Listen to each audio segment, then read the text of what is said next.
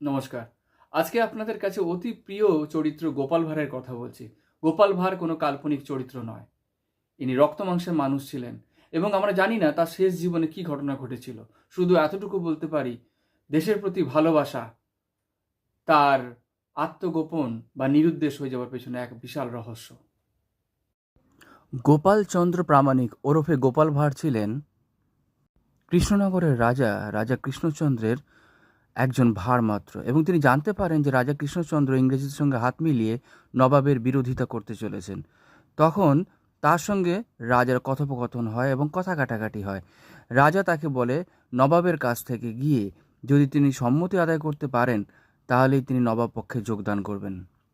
সুচতুর গোপাল ভাঁড় তখন চলে যান মুর্শিদাবাদে নবাবের কাছে এবং নবাবের কাছে কিভাবে কথা আদায় করেন তার পরিকল্পনা করতে থাকেন।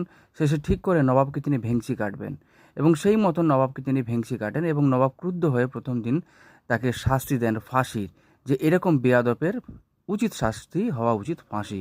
কিন্তু পরবর্তী দিন যখন ফাঁসির আদেশ কার্যকর করার ব্যবস্থা করে তখন নবাবকে আবার ভেংচি কাটেন গোপাল, এবং নবাব ভাবেন এ নিতান্তই বদ্ধ পাগল ছাড়া আর কিছুই নয়, এবং তিনি ফাঁসির আদেশ রদ করেন। এরপর স্বদেশপ্রিয় গোপাল ব্যথিত মনে কৃষ্ণনগরে ফিরে আসেন এবং তারপর তিনি চিরকালের জন্য কৃষ্ণনগর ত্যাগ করেন, এবং তার এই হারিয়ে যাওয়া রহস্যের কথা আর কেউ জানতে পারেনি। হাজার বেঈমানির মধ্যেও তিনি কিন্তু ছিলেন স্বদেশপ্রেমিক এবং দেশভক্ত একজন মানুষ। ভার হলেও তিনি ছিলেন প্রকৃতপক্ষে একজন স্বদেশপ্রেমী।